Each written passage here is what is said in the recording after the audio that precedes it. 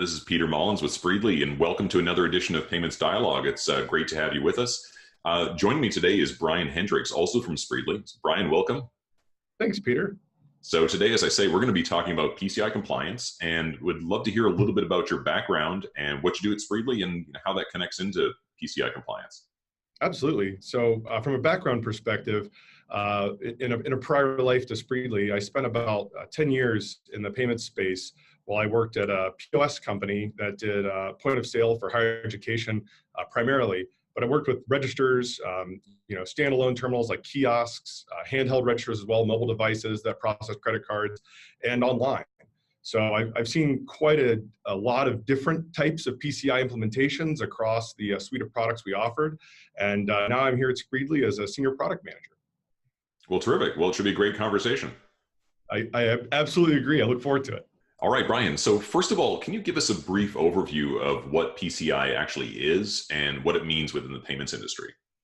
Absolutely.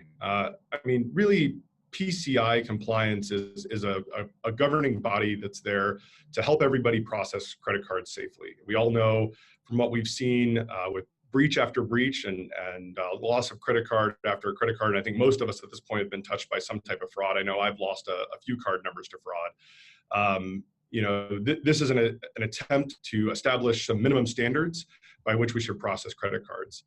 We're going to end up, for better or worse, talking through an absolute ton of acronyms. So I guess we've already used some, unwittingly or not.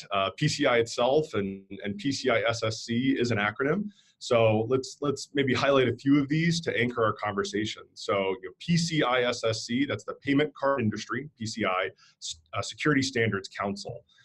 So this is a group that came together so we could hopefully lift ourselves out of the Wild West. Back when I very first started in point of sale, I remember looking on the first server I went to, a little old Unix box, and there were all the credit card numbers sitting completely unencrypted where folks could edit them to do an extra kind of void. Wow. So that's how most of point of sale used to be about 15 years ago. So the PCI SSC, the PCI Security Standards Council, came together from the major brands, and they created the PCI, so the Payment Card Industry, DSS, the Data Security Standard, in 2006. So we really wanted to manage the evolution of the payment card industry and get out ahead of this. So Visa, MasterCard, Amex, Discover, and JCB, certainly for those of us in America, you might be a little bit less familiar with JCB, but it's the other major brand out there. We really wanted to improve that payment security and credit card security for these transactions. So as it dials into, does it apply to you? If you accept, store, transmit, touch, probably almost even think about, though not quite, but if you process credit cards in any way, regardless of who's doing it on your behalf, you have PCI compliance responsibilities. And there's lots of misconceptions around this. So one is, even if someone else is handling this for you or someone has told you they can reduce your scope, what they can't do is eliminate it. And we'll talk a little bit more about that, I'm sure, as we continue on. And one other misconception that's out there, the payment brands and the acquirers are the ones that are ultimately responsible for the enforcement of the standards, not the council itself. So the council's there, think of it as a body that's there to help us understand and comply with the best minimum practices. And then the brands themselves and your acquirer are who ultimately has the stick at the end of the day. So that's great. Well, let's talk a little bit about what it means to be PCI compliant, and to be within scope. What does that actually mean? Absolutely. At a technical reading of it, to be compliant with PCI means, and I sort of alluded to it just a moment ago, you're meeting the minimum standards that apply to you at a very sort of general level, the amount of transactions that you're processing. So, you've met the minimum, and maybe that's a little bit of a glib answer, but compliance does not mean you're secure. Compliance means you've met those minimums.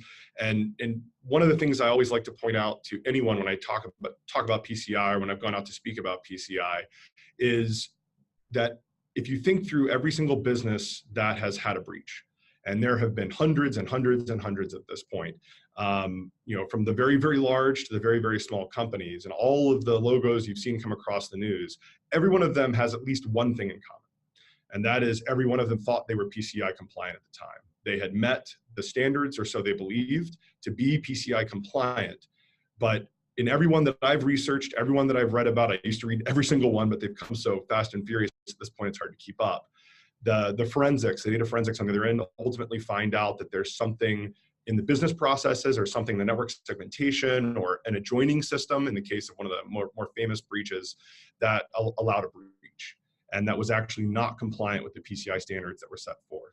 So, were agreed to. So compliance means that, maybe at that point in time you were compliant and you feel like you got your job done, but really it is very important to think of security and fraud prevention every day, to bake that in your daily business processes. And that's about being secure while being compliant. A lot of this comes back to the reputation for the merchant themselves. Is that right? Absolutely right. And there are some stunning figures out there. I mean, you don't really want your business to be associated with a breach in any way, regardless of what type of business that you're in. The damage that this does to you as a business, certainly if you're not already a level 1 service provider, being involved in a breach, you automatically basically are subject to extra scope and extra efforts from there on out if you manage to survive the initial fallout of breach. So it very much goes to your reputation. It very much goes to how well you protect your customers. According to one of the recent studies I read, I think National Cybersecurity Alliance, there's a correlation. I don't want to imply a causation, but certainly a correlation that for, we obviously think about large businesses needing to comply, and those are the big headlines we see. But for SMB, for your small and medium-sized businesses, 60% of those businesses go out of business within 6 months after a data breach. Not causal, but there's certainly enough of a correlation that I would not want my business to be involved in that in any way. Yeah, no, that's great data. So, well, let's talk about the actual data that's being stored. So what data is related to PCI, or what data is covered by the PCI mandate or regulations? Absolutely. So the data applying to PCI, cardholder data is, you think about it, just what's on your credit card, right? As well as who you are. So your name's on that card as well. So your cardholder data, a new acronym for us so far in the conversation. We have our PAN, that's your primary account number. This is ultimately what makes your card unique and yours. So the first digits in the card, the BIN, or what basically identifies how we know that the first digits identify if it's a Visa, a MasterCard, or an Amex, and who the issuer were. But after that commonality between cards, there's the bit that makes it your unique card, your very special card that belongs to you. So that unique part is the PAN, the primary account number. You have your cardholder name, that's part of the data that's tracked here, the expiration date as well. And those data together are the cardholder data. And these are ones that, if you so wish to store that, and you have a reason to store it, or you have someone store it on your behalf, that's acceptable. These are things that you would use to do things like recurring payments, or when you store a payment method with someone to reuse it again, so you don't have to enter in your credit card every time you make a purchase on your favorite platform. Mm-hmm. This data should be purged. That is the recommendation of the council, that the PAN, the cardholder name, the BIN for the front part of that card number, as well as the expiration date. This data should be purged if it's not being used. They recommend at least quarterly to purge that cardholder data, and storing it obviously exposes you to some risk. So if someone can store it on your behalf, that's much, much better. There is data though that's SAD data, so sensitive authentication data. SAD data is sad, it's bad. You never, ever, ever want to store sensitive authentication data after a purchase or transaction for any reason. And this would be the full track data. So that's everything that's on the back of the mag stripe. When you swipe a card, what's read in, you don't want to store that. You want that to go away and to destroy that data securely. There are methods to do that and to write over the memory, as explained by PCI, or if you work with an auditor to talk about it. There's also the CVV. There's about 5 different names for that, but if you think about it as the 3 digits or 4 digits you enter with your card, as well as any PIN, if there's a PIN taken at any point, that data you never store, and no one should store it for you. Okay. Now, you mentioned about the swiping of the cards. So do you think, are there differences between that card present where, you're actually swiping that card or using the chip or something similar versus a card not present situation? Does PCI differentiate? Absolutely, they do differentiate. I mean, at the end of the day, you're accepting credit cards, so there's no lack of, as we established before, no lack of application here. Really, primarily, card not present versus card present is used to define, and here we go with another acronym, used to help define what level of compliance or what you use to meet compliance. There's further nuance here, but a shorter high-level version would be, if you're taking cards in the store, so like for my old software that I worked on the register itself, you're going to have to answer more controls. You own probably part of that network.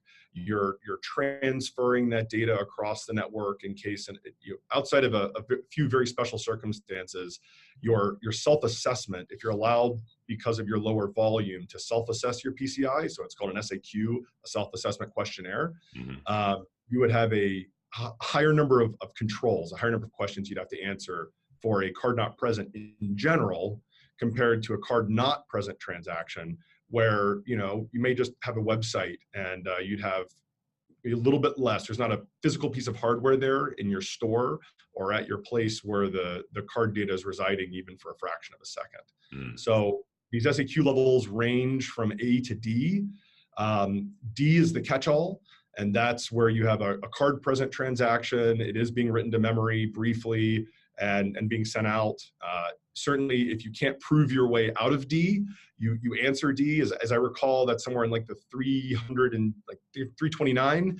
Changes every now and again, but there's like 329 different controls you have to answer. Oh, wow. Questions you think of. SAQA, all the way at the top, the least stringent, that would be a situation where, or AEP, which is like an electronic processor as well, you would think of that maybe as a website where you have a company that they're taking their credit cards on your behalf, very similar to Spreedly's setup, a number of other companies where you as a merchant never actually see the card, using an iframe that belongs to them, whether that's visible or invisible, to collect that card data on your behalf. You never see it. It doesn't really transverse your network structure, and that's just 20 controls. So they're still very important, and each of those 22 are critical to talk about, but there's a very large range of what you have to comply with, basically. You have to prove to be in compliance. You can think in like an SAQA, there's actually someone else doing a tremendous amount of work on the other end, a business like Spreedly, who is taking on a lot of that PCI burden for you by giving you a tool to limit your own scope. You have to have a partner. Okay. So yeah, when you talk about these partners, and one of the things I've heard you mention before are SAQ eligible service providers, I think they're called. Is that right? What is it that they do? So an SAQ eligible, again, they're eligible to fill out a self-assessment questionnaire. They're part of the payments flow. But ultimately, and I'm going to go with the definition as written on this one to make sure we get it just right. It's a business entity, so a business that is not a payment brand, but is directly involved in the processing, storage, or transmission of cardholder data on behalf of another entity or another business. So you would think in this case, Spreedly, where I am, is a very, very good example of that, or where we are. So we are not the merchant, nor are we the processor, but we help pass that data along. So we're a service provider in that case. We're not needing to ring up the transaction ourselves. We're not collecting the funds. So we help that transaction along, but we still need to meet PCI compliance because we're handling that credit card data. What is not a SAQ eligible service provider would be someone that provides network services. You could think almost blindly in that case, to a fiber provider, a network provider, a cable modem provider. Otherwise, everybody on the planet would be responsible for this. If they can just see this as just another piece of network traffic, they're not really part of facilitating that payments flow. They would not be a SAQ eligible service provider. So protecting businesses, like a fiber provider, that type of thing. All right, great. So, when you think about the PCI compliance, there's an audit involved, right? So why would an audit be something? I mean, audit doesn't sound very comfortable. So, but why would you want to avoid that? Let's talk about some of the details of why you would want to avoid that. It's a fantastic question. I think it's one that's on a lot of folks' minds. I'm going to answer it by maybe answering something else first, and then jumping back to it, if that's all right. Sure. I think the most important thing to avoid is a breach. It's a tough thing with the mindset here, right? We want to avoid audits if they're, when they're costly, when it's difficult to do, but really we should have first and foremost in our minds, we discussed a little bit earlier, avoiding a breach.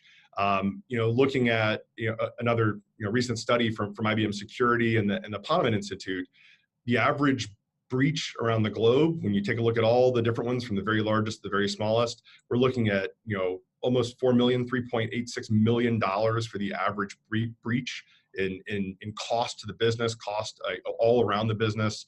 The cost per record being lost is landing this year. It's up again. I think it's like 15-ish or so percent at around $148 in cost to the business per credit card record that's lost. Wow. And for those of us that are here in the U.S., I've got some further bad news that we're seeing data breaches in the U.S. at nearly a 2-to-1 occurrence compared to the second and third place, which are Canada and Germany, respectively.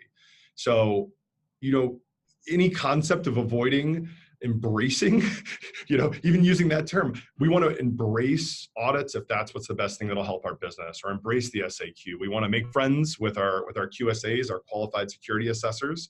If you need that audit, you should want to get the audit because it's a lot less trouble to deal with than a breach, for sure. Now, why you would want to de-scope and find ways to offload scope to other parties, like a Spreedly, is because audits can be very costly. They can range pretty easily from a very, very basic merchant that you're talking about, maybe they're running very few transactions and they qualify. So if you're thinking as a small merchant, you could probably be talking based on the SAQ you're able to comply with, that you might be in the hundreds to thousands of dollars. A medium-sized business is likely in the thousands, maybe upwards of in the thousands, and then there's a large business easily spending in the tens, potentially even in the largest businesses, hundreds of thousands and upward. There's a point at which as well, Peter, that this stops being really an audit cost and more of a general security cost. A lot of these firewalls and network segmentations you're doing here really are general security for your business, and are useful for a lot of other reasons of the PCI. Okay, great. So now that we've kind of covered the basics and some of the intermediate elements of PCI, let's talk about the chain of responsibility. So we're talking about audits, we're talking about things where there's clearly responsibility, but who is ultimately responsible to stay PCI compliant? Is it the merchant? Is it the processor? Who is it? Each entity in the chain of the credit card transaction flowing from when it's first accepted on a card swipe or on a website form or any other way is responsible themselves for their own PCI compliance. So from the merchant, from the person that helped you set up that website, or a cash register or whatever it may be, they're responsible for their piece of compliance. Any parties you use to help process those credit cards, right on up to the acquiring banks themselves. Everybody is responsible for their portion of the PCI chain. We think of it very much as a chain where we link together those pieces of controls. There's a responsibility matrix. It might be a bit too far down to go into, but ultimately, taking a look at each of the 12 controls, there are 12, and I think it would take a while to list them all out and go through them here. And certainly, and maybe should have opened the whole thing by saying, I'm not a QSA. I'm not your QSA. So speak to a QSA if you have larger questions, but there's 12 basic principles that govern PCI, and each person in the chain is responsible for those principles. Okay. So, when I was doing research for this, I came across a couple different acronyms. Can you just give me a quick rundown of what they are? It was SAQ, ROC, and AOC. I just keep seeing these over and over again. So we talked a little bit about the SAQ, but would you mind just running through these for me? We do. So the SAQ and ROC these are you would fill almost in every circumstance, you'd fill one out or the other. So the SAQ, as I referenced earlier, is a self-assessment questionnaire. It's for businesses that qualify, that don't run the very largest number of cards, or that feel that whether if they qualify, they feel they don't need to consult with a QSA. You can fill out a self-assessment questionnaire. So these are guided by a certain set of levels, which we talked about a little bit before in the conversation. We could probably have an entire dialogue just on how you fit into each one. But there's 4 basic levels with some caveats, and they demonstrate the controls that you're saying that you comply with, the way you prove that you comply, to send that off if you're not going to necessarily engage with a QSA, a qualified security assessor. The report on compliance, the ROC, or ROC as it's often called, this would be for larger service providers. Spreedly is one of those. So we work with a QSA, with an auditor that comes in. We process so many credit cards that it's not appropriate to use a self-assessment questionnaire. And certainly you can always have a ROC, even if you apply, comply to have a self-assessment questionnaire. If you're able to do that, you can move up or have a QSA, an auditor, help you fill it out. But when a ROC is required, then this is, think of it as an internal document, really, really highly sensitive description of your PCI compliance strategy, your security architecture, and any compensating controls to meet all of the requirements that are out there. The QSA that you work with, that's been approved by the council, they're the ones that create that ROC, and it's that internal document that really describes everything. It's your PCI, everything all wrapped up into one. So then you might think to yourself, well, if I've complied with an SAQ, if I'm small enough, or my business is appropriate to it, or I have a report on compliance, well, I can't really share those. That's got a lot of very private data about how I'm compliant, and it would be bad if somebody that were malicious to get that data. They'd know exactly what I'm doing to protect myself. I still need something I need to share that proves that I'm up to snuff with my security, and that would be that attestation of compliance. So the attestation of compliance, the AOC, is something that you would request from say a service provider that you want to work with. So in the case of Spreedly, if you were to work with us, we would provide our AOC to you, and that's the outward-facing proof that we are meeting our obligations under PCI to help you and protect you. Okay, great. That was very helpful. So we've been talking about the challenges side of things, but now let's flip the script and talk a little bit about how people can address these. So clearly, doing the PCI compliance and the auditing and working with a QSA or going through the checklist, those are some good strategies to help you be familiar with some of the standards that are out there. But what are some other strategies that companies can take in order to make sure they're within scope? Absolutely. Certainly, if you want to be SAQD, or you want to go for a full ROC with the QSA, you can be in scope pretty generally. You'll have a tremendous amount of scope. Credit card data, when you think about the networks that it runs on, it is any network that it runs on, and then it jumps out to another level as well. There's a hop rule when you're talking about it, so you have to look at the system and any systems connected to those that process credit card data, as we've seen in some of the breaches. It's those adjacent systems can sometimes be very troublesome. So really one of the great things you can think about is how can I reduce the scope of credit cards within my system, reduce the risk that I have for credit on my system. And there's some really, really clever ways you can do that. So it makes your compliance a lot easier, but you are just as compliant, if not more so, by following some of these.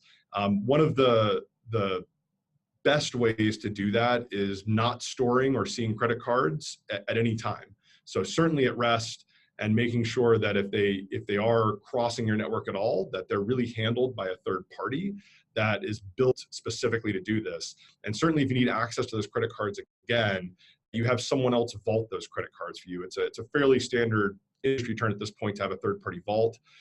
Some of the gateways do that. Spreedly is someone that can do that for you. So we're able to hold those credit cards for you, and we have built a system here that very purposefully is designed to securely hold and store not the sad data that we talked about earlier, the sensitive data, the full track data, but the PANs and the credit card data you would need to do recurring billing or to do that saved billing.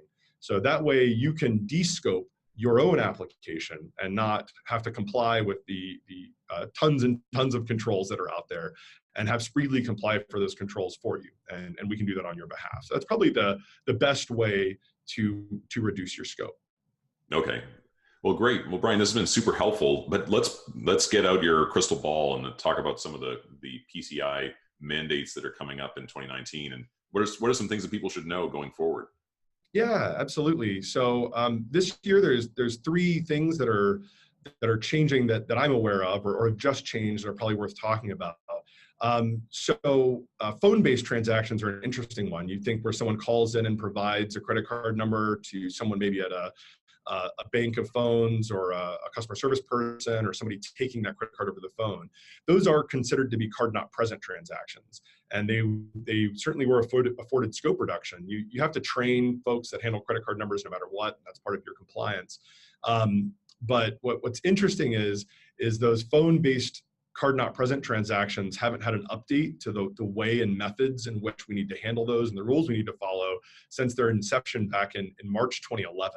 So just back here recently in November of 2018, there's a whole new set of standards. There are quite a few. And if you think about the changes we've seen in the last 7-8 years or so, this is going to include things like the fact that almost everyone's using VoIP for businesses at this point. So technically that's a network. And there's been a big update to those standards to talk to you as a merchant if you're taking card not present phone-based cards, to help guide you through the most secure way to do that. So a much needed update, and that's out and available now. You can go to the PCI SSE website and get a hold of that.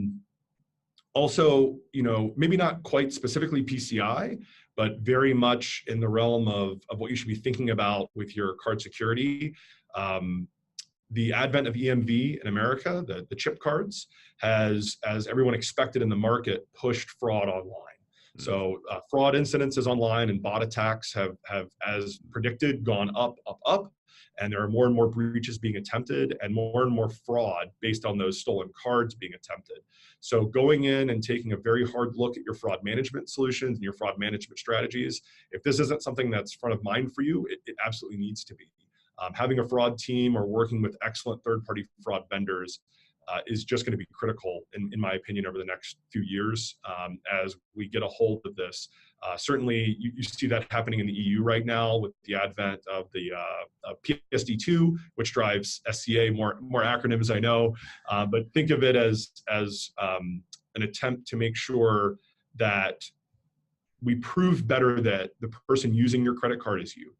And this has been pushed very hard in Europe. It's going to be required this year in Europe, and we're beginning to see in America as well, with California passing a recent ballot measure to protect credit cards better as well. So and identity. So definitely have that in front of mind, whether or not it's exactly PCI. And then finally, it's a bit of a fine hair maybe for this conversation to split. But there's a difference between just the regular PCI standards. So PCI standards are met by merchants, folks that take credit cards, someone that's standing in front of a register, or a business that has that, or someone that runs a website and accepts the funds from those credit cards.